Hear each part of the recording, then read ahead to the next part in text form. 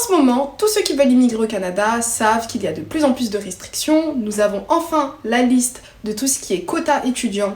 Bientôt, ils vont mettre un quota pour tout ce qui est visa de travail. L'ARP, c'est pas aussi facile pour tout le monde et c'est pas tout le monde qui est en réalité éligible. Donc si je te dis qu'il y a un pays qui te permet d'avoir un visa de travail en une semaine, mais par contre, il y a très peu de gens qui le savent. Donc si tu veux avoir plus de renseignements sur ce pays et sur ce visa, je t'invite à regarder la vidéo jusqu'au bout. Coucou tout le monde, j'espère que vous allez bien. Je me présente, je m'appelle Aménan et bienvenue sur l'éveil ivoirien. Aujourd'hui, nous allons parler d'immigration et pas à destination du Canada.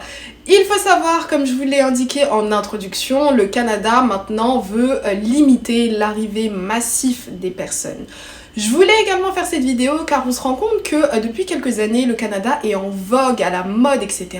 Mais il y a d'autres pays aussi qui mériteraient qu'on s'y intéresse un petit peu plus par rapport aux facilités d'obtention de visa. À ce stade de la vidéo, vous allez peut-être penser que je vais vous parler du Luxembourg, mais pas du tout.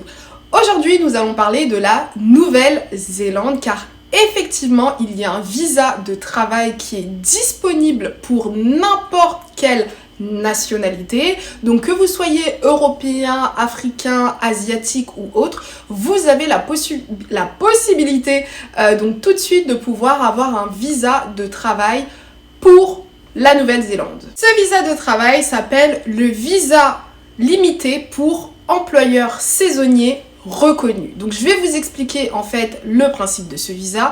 Donc en réalité, en Nouvelle-Zélande, c'est exactement pareil qu'en Australie. Ils partent du principe que si les immigrants doivent venir au pays, c'est pour travailler donc dans les champs, dans tout ce qui est agriculture, dans tous ces emplois que malheureusement la population locale, un, ne souhaite pas faire ou deux, ne peut pas faire. Donc avec ce visa, il y a très peu de conditions. Donc l'une des conditions, c'est d'avoir au minimum 18 ans. Le prix de ce visa, c'est 325 $ du pays. Donc en réalité, ça vous fait environ 266 $ canadiens.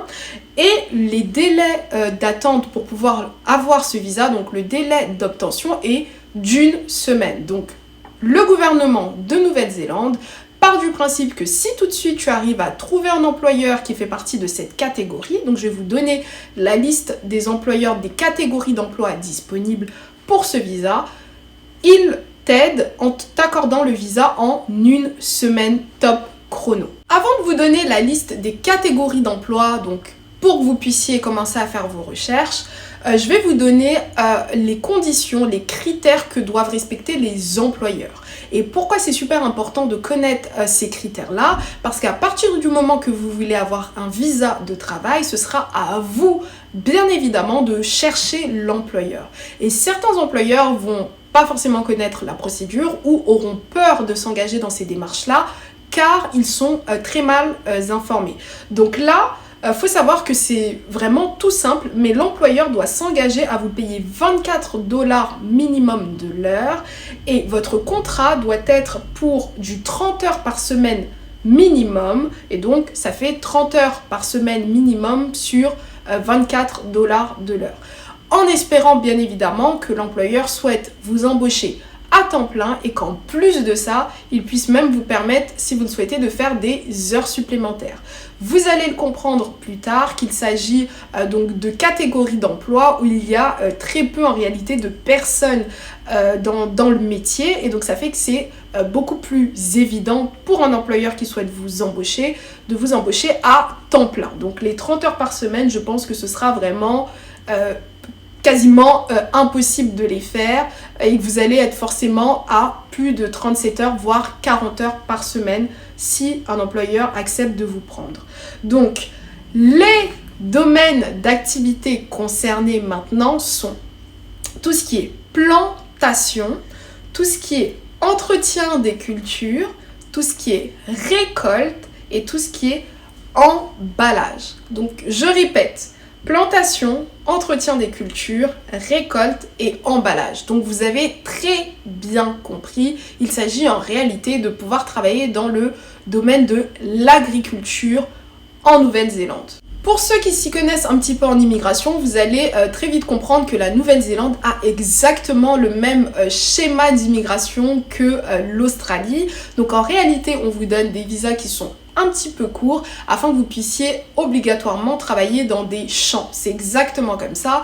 Et même pour l'Australie, sachez que vraiment des jeunes de n'importe où dans le monde, d'Europe ou autre, décident d'immigrer pour travailler dans les plantations car c'est extrêmement bien rémunéré. La plupart du temps, certains employeurs vous prennent même en charge l'hébergement ou une partie en fait de vos commodités. Et puis après, on va pas se mentir, vous êtes dans des zones très rurales, donc vous payez pas forcément aussi cher que ça le logement. Et puis voilà quoi, c'est vraiment un moyen pour vous d'immigrer en Nouvelle-Zélande. Si ces domaines d'activité vous intéressent ou si vous n'avez pas peur en réalité de ces types de domaines, foncez.